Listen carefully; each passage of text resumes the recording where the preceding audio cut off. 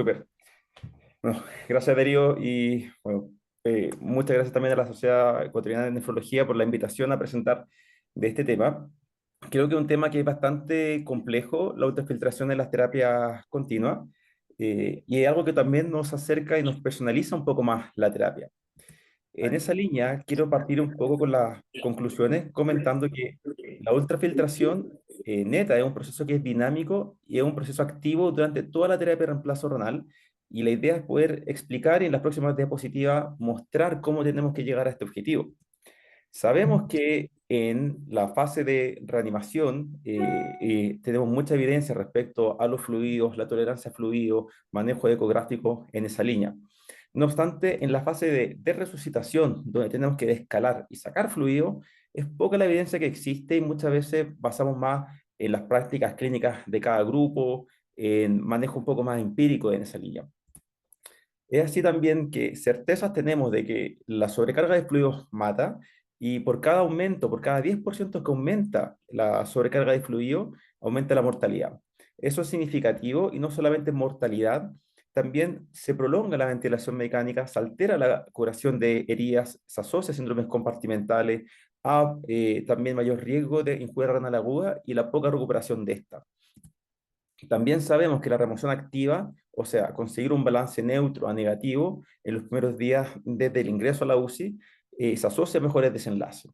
El problema es cuando fallan los diuréticos, cuando queremos tratar de arreglar la fisiología compleja que tienen estos pacientes con diuréticos y empezamos a ver complicaciones como hipernatremia, alcalosis, hipocalemia. En esos casos saltamos a las terapias extracorpóreas.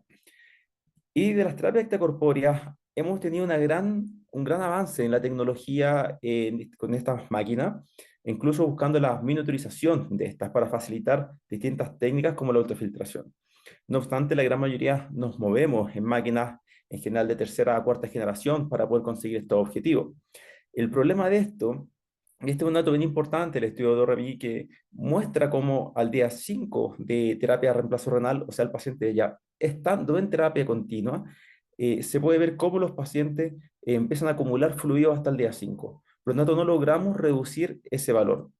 Estudios ya de este año muestran cómo eso ha mejorado un poco y en las primeras 24 horas este grupo aumenta la sobrecarga de fluidos, pero luego logra una reducción significativa de esto. Y es a eso lo que nos tenemos que parecer.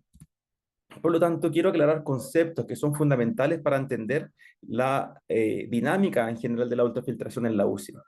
Y para eso se generó un consenso liderado por Tiago Reis, en el que muestran cómo el concepto de ultrafiltración total es, por ejemplo, si yo prescribo 21 litros, contando, por ejemplo, en la convección y la ultrafiltración, esa es mi ultrafiltración total. Mi ultrafiltración neta es solamente lo que yo saco por la máquina, restando el volumen de reposición en ese contexto. ¿Vale? Acá no se incluye los balances del paciente o los fluidos endovenosos que estemos incorporando o fluidos para poder rescatar también los circuitos. Esto es solamente, restando la convección, lo que sacamos con la máquina. ¿Vale? Y eso es importante para entender los estudios que voy a mostrar también más adelante. ¿Y cómo conseguimos esa ultrafiltración neta? Es con una tasa de ultrafiltración, que son los clásicos límites que colocamos para no sobrepasar y generar más daño. Otra forma también que es importante empezar a utilizar en el manejo de la ultrafiltración es el gap de balance de fluido. Y este es un concepto que plantea Javier Neira, en el cual, ¿cuál es mi dosis que yo quiero buscar de ultrafiltración? ¿Cuál es mi meta de balance específicamente? Y si logro ese balance al otro día o estoy quedando también, todavía no logrando ese balance. Y esa diferencia que existe se llama delta o gap de balance de fluido y lo ideal es estar siempre menos de un 10% de lo que yo busco y lo que consigo. Porque si me asocio más de 10% o más, 50 o 100%, eso se asocia a mayor mortalidad del paciente.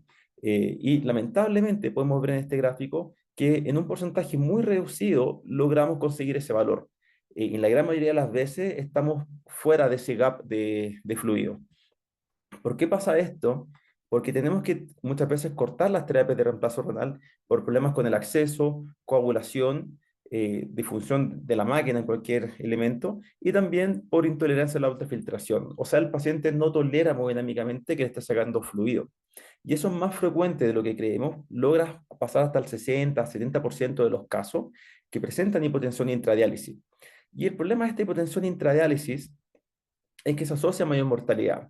De hecho, este estudio muestra cómo en las fases de transición, cuando creemos que el paciente está más estable, que incluso podemos saltar de una terapia continua a una PIRT o una intermitente, en esas fases, si el paciente presenta hipotensión intradiálisis, se va a asociar a mayor mortalidad y también a peor recuperación de la función renal. También es importante destacar que hay poco consenso entre nefrólogos e intensivistas con quien tenemos que trabajar juntos para poder conseguir estos objetivos. En general, los rangos de ultrafiltración neta total, podríamos plantearlo de alguna forma, es de 0,5 a 2 litros. O sea, es un gap bien alto de la remoción que saco por fluido en el día, sin hablar, obviamente, de ultrafiltración neta, sin consenso de cuánto es el máximo que puedo conseguir. Y el intensivista tiende a ser mucho más activo con ecografías, con evaluación de estatus de volumen ecográfico, y los nefrólogos tendemos a buscar mejor tolerancia con las máquinas. Y la idea es poder juntar ambos mundos para poder ofrecer lo mejor. Por lo tanto, en estos pacientes, estas son las tres preguntas que voy a ir explicando que tenemos que hacer cuando evaluamos a los pacientes con sobrecarga de fluido y vamos a prescribir la ultrafiltración. La primera es, este paciente tiene sobrecarga de fluidos y eso es algo que tenemos que considerar, ya que en este estudio de Burgat muestra cómo un grupo de 18.000 pacientes, el 45% estaba con sobrecarga de fluidos definida como más de un 5% de su peso corporal. Por lo tanto, esto es bastante prevalente, lo vamos a ver con mucha frecuencia, y eso también si lo llevamos a nuestros datos, y estos son datos de una encuesta que se fue generando en Latinoamérica por un grupo liderado por Darío Jiménez y por Lilia Rizzo de Ecuador y de México, muestran cómo podemos ver que una de las indicaciones principales, si no es la principal, es la sobrecarga de fluidos para iniciar terapias de reemplazo renal. Por lo tanto, tenemos que buscar este objetivo también en los pacientes. ¿Por qué? Porque que el paciente presente una sobrecarga sobre un 5% de su peso corporal se asocia a mortalidad. Y acá podemos ver que el paciente que tiene un balance positivo tiene mayor mortalidad a diferencia de un balance negativo o neutro. Y lo interesante de este estudio es que la utilización de terapias de reemplazo renal se asoció a una disminución de este riesgo. Por lo tanto, plantea, sin tener claro la tasa o los límites, que parece ser que las terapias de reemplazo renal podrían protegernos de este desenlace. Otro estudio, varios años atrás, de hecho, plantea también un estudio de Buchar cómo los pacientes con sobrecarga de fluidos, considerados como un balance, como una sobrecarga sobre un 10%, se asoció a mayor mortalidad.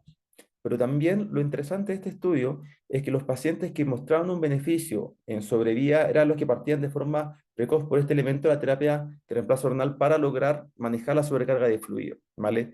Pero quienes consiguieron bajar y manejar la sobrecarga de fluido es solamente el grupo de pacientes que partió con terapias de reemplazo renal continuo y no con las terapias intermitentes. Y eso tiene una lógica que voy a comentar más adelante, pero se basa en que no podemos ajustarnos de forma diaria y horaria con los pacientes en esta línea. Es en esa misma línea que tenemos que conocer los límites también de nuestras prescripciones.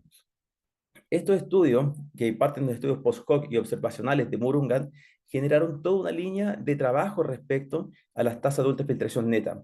Y esto parte como estudios post-hoc del renal, en el que Murungan muestra que una tasa sobre 1,01 hasta 1,75 no se asocia a mayor mortalidad. Parece ser un rango seguro, a diferencia de ir a buscar estos objetivos de ultrafiltración con una tasa sobre 1,5. Y acá se ve que esta línea que marqué está por sobre el 1 y por lo tanto se asocia a mayor mortalidad. Lo interesante es que otro grupo también de forma observacional, y eso hay que recordar que estos siempre son estudios observacionales, mostró lo mismo. Tasa en general de 1,75 se asoció a mayor, a disminución de la capacidad de recuperar tu función renal y poder salir de terapia de reemplazo renal. Esto es solamente, incluso buscando por distintos modelos. Se puede ver acá que pacientes con ultrafiltración en las primeras 72 horas, pacientes con más de 3 días de terapia continua, por ejemplo, o incluso pacientes que ya deberíamos suspender la ultrafiltración como pacientes con balances negativos de fluido. Obviamente, si ultrafiltramos a estos pacientes, vamos a tener todos estos desenlaces por cada ml que aumentamos, ml por kilo hora que aumentamos la ultrafiltración, no vamos a lograr en general liberar a nuestros pacientes de terapia. Por lo tanto, tenemos que ser bien cautelosos con esta prescripción porque cada ml cuenta para poder generar algún beneficio o generar ya más complicaciones. Esto mismo, que ha sido cuestionado también por los estudios observacionales de Murugan, fue capaz de poder corroborarlo respecto a distintos SOFA score y pacientes de mayor gravedad o de menor gravedad se mantiene esta dinámica. Tasas sobre 1,75 se asocian a mayor mortalidad y también a mayor disminución de la posibilidad de salir de terapia de reemplazo renal. Otro estudio también en la misma línea mostró cómo la tasa de ultrafiltración neta total, esto no es perdón, esta no es la tasa, esta es la ultrafiltración neta total, calculada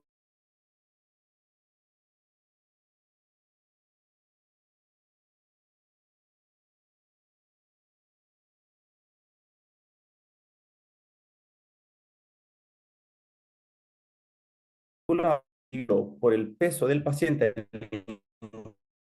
ingreso y multiplicándolo por los días en general, el volumen de ultrafiltración que necesitamos para ese paciente.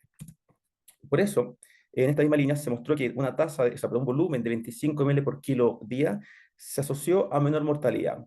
Por lo tanto, tenemos un valor que era perseguir también como volumen total de ultrafiltración en estos escenarios.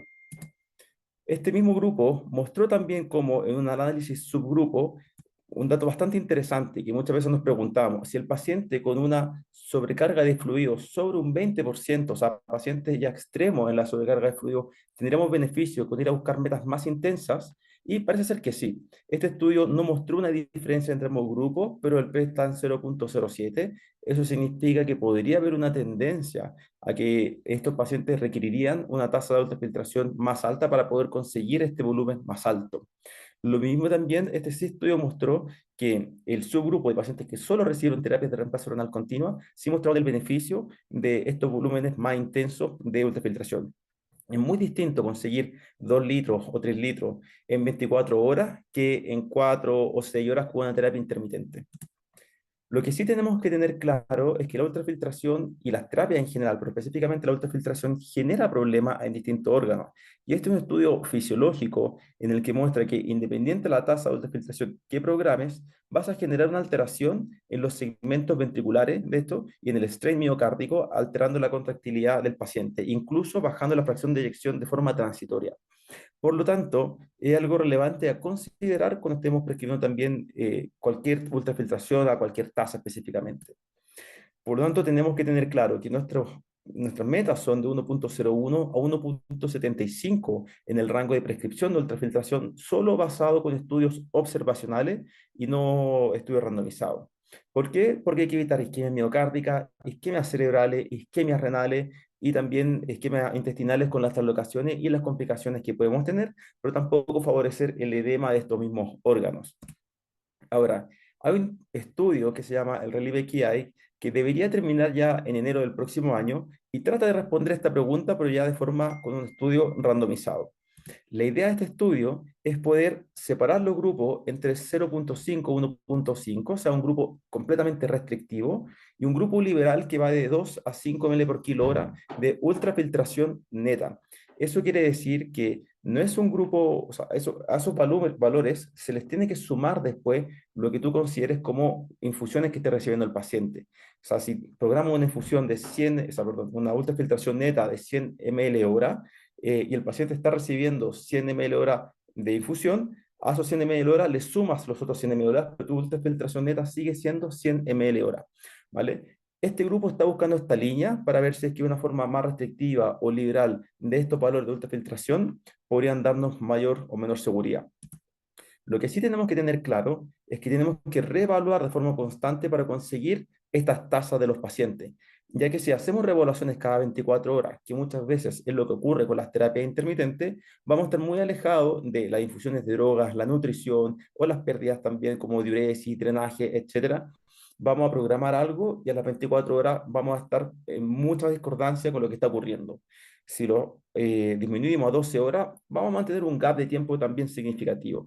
6 horas o 1 hora es lo ideal en el que tenemos un tiempo en el que vamos juntando el paciente con la máquina y podemos ir aumentando o disminuyendo las infusiones. Si el paciente recibió infusión prolongada en antibióticos, considerable después suspenderla. Y así distintas infusiones que podemos ir aumentando y disminuyendo. Por eso es un proceso dinámico que nos permite estar junto al paciente y la máquina sería lo ideal. Y la tercera pregunta de esto es, ¿este paciente es tolerante a la alta filtración? Porque ya sabemos que está con sobrecarga de fluido, conocemos los límites, pero muchas veces hemos visto pacientes que queremos ultrafiltrar con estos límites y no logramos hacerlo, se hipotensan, no toleran las terapias. Y eso ocurre porque nuestros pacientes se mantienen con presiones estables, pero presentan caídas significativas del gasto cardíaco. Este grupo muestra cómo pacientes con caídas significativas del gasto cardíaco mantuvo más del 50% de estos pacientes una presión estable o levemente disminuida. Y eso ocurre en general con terapias intermitentes y con terapias continuas. Podemos ver acá cómo el índice cardíaco cae, de hecho, cuando uno parte este tipo de terapia. Y esta caída del gasto cardíaco está correlacionada también con la tasa de ultrafiltración que estemos prescribiendo. Por lo tanto, a mayor tasa de ultrafiltración para conseguir estos objetivos, mayor caída del gasto cardíaco porque generamos un mayor estrés cardiovascular. Y estos gráficos que estoy marcando, el del medio y el de la derecha, son pacientes con una caída moderada a severa del gasto cardíaco, pero los que marqué de color rojo son grupos que tuvieron una caída leve o normal de presión arterial. Por lo tanto, no vemos esto. Es raro estar monitorizando a un paciente con un gasto cardíaco, excepto que estemos con un PAICO o con un catéter de arteria pulmonar, que podamos hacer mediciones en general directas en un paciente con mucho compromiso hemodinámico, pero eso no es para todos los pacientes. Por lo tanto, así es como parte este concepto también de, junto con tener la otra información, evaluar y poner a prueba al paciente respecto a la tolerancia de lo que le voy a prescribir para ver en qué rango se encuentra, si va a tolerar esto o realmente va a pasar un tiempo de 3 4 horas y no me lo va a tolerar y tengo que cambiar mi prescripción. Para eso hay muchas herramientas, tanto clínicas, biomarcadores, ecografía, muchas ventanas que nos pueden permitir y nos ayudan a definir este perfil. Los biomarcadores son importantes porque es muy fácil de utilizar. Uno de esos es la albúmina y un predictor importante es pacientes con menos de 3 gramos por decilitro de albúmina, se asocia más hipotensión intradiálisis. Eso tiene distintas líneas. De hecho, el fenómeno de Gibbs-Dunnam es uno de ellos, en cómo las proteínas aniónicas captan más sodio cuando estamos generando también la ultrafiltración en ese sentido, y generamos también una carga también catiónica mucho más grande, favoreciendo el refilling plasmático, que es lo que principalmente buscamos de no vencer con la ultrafiltración. Etienne Macedo mostró cómo el utilizar albúmina, ciencia C de albúmina, en pacientes con hipoalbuminemia menos de 3 se asoció a tener un 73% menos de probabilidad de presentar un evento de hipotensión intradiálisis. Por lo tanto, es una alternativa rápida y también fácil de utilizar. La otra alternativa es el péptido natriurético, que es algo que se ha utilizado de forma frecuente en la UCI para guiar cuándo partir también y acelerar el winning del ventilador. Bueno, un grupo de nefrología también lo planteó con las terapias y planteó que los pacientes que tienen un péptido natriurético elevado se asocian a mayor hipotensión, o sea, se asocian menos hipotensión intradiálisis y es un factor predictor que te podría decir que ya podríamos empezar a ultrafiltrar a este paciente. Lo mismo el calcio, estudios, de hecho, distintos estudios post-hoc han mostrado cómo calcios iónicos menos de 1,02 se asocian a hipotensión intradiálisis y algo muy fácil de poder corregir. Lo mismo en general, no tenemos medidores o pocos centros pueden medir en general angiopoetina o enteroquina al lado de la cama del paciente, pero sería interesante poder ver esto ya que a medida que aumenta la angiopoetina 2 y muchas veces con disminución de la angiopoetina 1, se asocia a mayor leak capilar y a mayor agua extracelular. Por lo tanto, eso asociado también a un perfil inflamatorio de los pacientes con TNF-alfa o interleuquina beta, se asocia a un grupo de pacientes que tiene más leak capilar y por lo tanto más intolerancia a la ultrafiltración, ya que presentan más hipotensión y intradiálisis, y en los que deberíamos considerar siempre hacer terapias con continua y en general con tasa de ultrafiltración mucho más estricta y con reevaluaciones más estrictas. El otro contexto es utilizar la ecografía también para poder definir en qué fase se encuentra mi paciente. Y hay distintas ventanas que podemos mirar. Una de ellas es estresar el sistema cardiovascular del paciente y hacer un test de elevación pasiva de pierna para guiar también y ver cómo aumenta el gasto cardíaco de los pacientes, pero hacerlo a la inversa, utilizarlo a la inversa. Si el paciente obviamente genera un aumento del gasto cardíaco sobre un 10%, son pacientes que son respondedores a fluido en esa línea. Pero si no responde, sería un paciente que eventualmente pudo empezar la ultrafiltración. Y ese grupo mostró que cuando no eres respondedor a fluidos por un test de elevación de piernas, o sea, no aumentas el gasto cardíaco, este grupo de pacientes puede eventualmente, tiene menor riesgo de presentar hipotensión intradiálisis. Esto se hizo con un monitor PICO, pero también hay estudios ya han mostrado que se puede hacer con ecografía y es muchas veces lo más factible que podemos hacer nosotros en la UCI al utilizar el ecógrafo y medir esto. Otro grupo americano mostró la vena cava con todas las limitantes que ésta pueda tener, en la cual en 100 pacientes evaluó la colapsabilidad de un 50%, vio la probabilidad de poder conseguir una meta de ultrafiltración. Y lo interesante de esto es que la línea que está al medio vertical es el límite en general de un colapso de un 50%, y si buscabas con estos pacientes que colapsaban más de un 50% una meta de sobre 2 litros de ultrafiltración neta total, la probabilidad de conseguirla era muy baja, era menos de un 50%. Y ese grupo eventualmente podías buscar una meta hasta 500 cc de ultrafiltración neta total. Por lo tanto, eso te ayuda un poco para ir diferenciando cuál va a ser tu objetivo de esa sesión. Otro grupo planteó también guiar esto con la ecografía pulmonar, guiando con menos de 500 hasta más de 1500, en general 2000 específicamente, respecto al número de líneas B que tuvieras también en la ecografía pulmonar, para definir tu ultrafiltración neta. Y ellos observaron esta diferencia de hipotensión intradiálisis cuando guiabas la ecografía era solamente un 10% versus un 30% cuando lo haces solamente con el examen físico a ciegas. Y Rogerio de ahora muestra también con esto la creación de 4 perfiles de un grupo brasileño bien potente en esta línea, en la cual quiero que retengan el perfil C, que muchas veces lo vemos que es un paciente que tiene líneas B en la ecografía pulmonar, pero tiene una vena cava que distiende o colapsa según si estás con ventilación mecánica o no.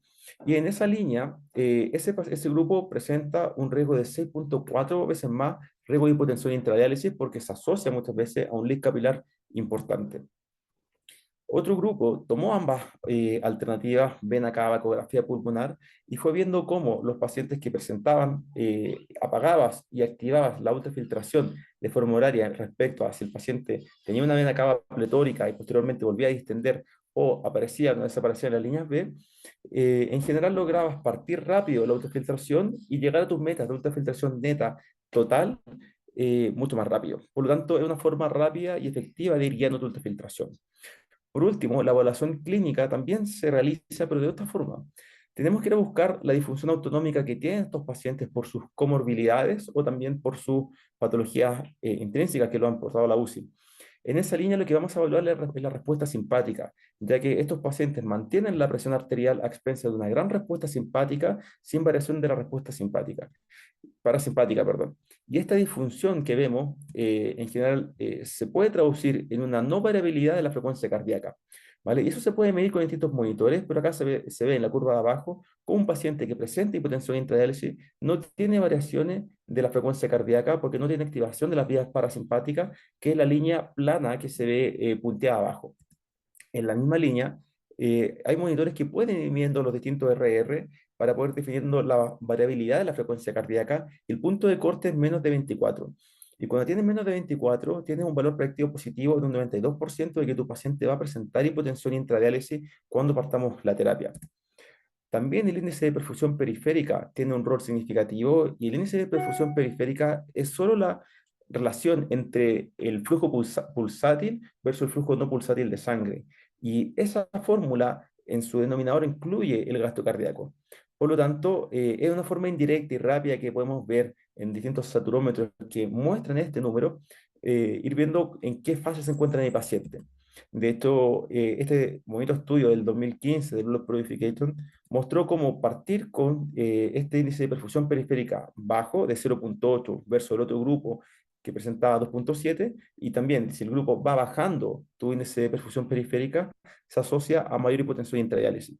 Es una variable muy fácil de ver, continua, que tenemos todos los días en nuestras unidades críticas, pero que no miramos y de hecho no la consideramos en la ecuación.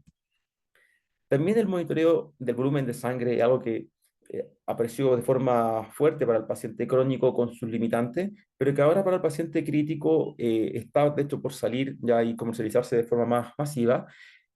Y lo que buscamos acá es ver la discrepancia que existe en la tasa de ultrafiltración y en el refilling plasmático, pero en tiempo real, para no sobrepasar este refilling plasmático. Y el número mágico acá es que no caiga sobre un 6,5% por hora de volumen sanguíneo. Esto lo mostró, de hecho, el grupo de Velomo en colocar un medidor en la salida del acceso para no camuflar y confundir, de hecho, el sensor con los fluidos de reposición prefiltro. O sea, la idea es que esté lo más cercano al catéter y vamos a ver esta imagen, en la cual, a medida que parte la terapia, va cayendo el volumen sanguíneo, pero va aumentando el hematocrito. La idea es que con esta información, el balance, aumentándolo o disminuyéndolo, para poder mantener dosis de vasopresores de forma continua y presiones también más estables. Esto lo mostró de hecho Belomo, la cual con 30 pacientes pudo mantener un volumen sanguíneo de forma relativamente estable, ajustando y siendo mucho más activo con la ultrafiltración. Y lo interesante de esto es que respecto a los valores y las metas y los límites que mostré respecto a la ultrafiltración de 1.01 a 1.75, Belomo mostró acá cómo excederte de 1.75, en la gran mayoría de las veces vas a estar venciendo el refilín plasmático, y esto se expresa en esta columna roja, en la cual tienes una tasa de reducción de un 5.3 por ciento por hora. Por lo tanto, el riesgo es muy excesivo cuando estás pasando esta tasa de ultrafiltración para conseguir un volumen total de ultrafiltración neta. Esto, como comenté, en pacientes crónicos ha tenido, de hecho, ha sido un poco controversial, pero en pacientes críticos con hijuela renal aguda que están en una UCI, disminuye los episodios de hipotensión intradiálisis en un 29%. Por lo tanto, es una herramienta más que sumar a la ecuación. Y es así como tenemos este fenotipo con distintos elementos para poder ir precisando y siendo mucho más activo con esto. Junto a esto, quiero mostrar el Go Neutral, que es un estudio que se publicó hace un par de semanas, el cual es un estudio para ver la posibilidad de conseguir este tipo de metas, de no utilizar los balances de fluido en los pacientes. El grupo fue 55 pacientes, 30 de intervención, 25 de hecho control, con pacientes que estaban con 0,45 en promedio de dosis de norepinefrina, una dosis alta que muchas veces uno consideraría no empezar con la autofiltración. Y pacientes con diuresis bastante límite, 0,3 ml por kilo hora, y conectados a una terapia continua, por supuesto. Este grupo de pacientes, en el grupo de intervención, buscaba una meta neta de ultrafiltración neta objetivo de 100 ml hora, pero evaluaban el índice cardíaco, el lactato y la perfusión también clínica que tenía el paciente.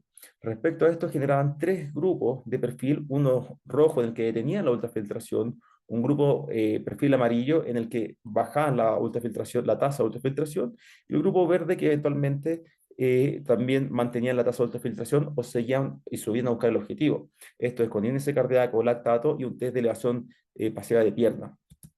Lo interesante de este grupo es que lograron ver esta diferencia y se pudo ver cómo el grupo de intervención, que es la línea azul, logra conseguir balances neutros a negativos versus el paciente que se hace, el grupo control que se hizo de forma convencional, los pacientes seguían acumulando fluido. También lo importante de este grupo es que la mayoría de los pacientes del grupo de intervención, o todo de este grupo, tenían muy poca sobrecarga de fluido definida como 5% o más, ¿vale?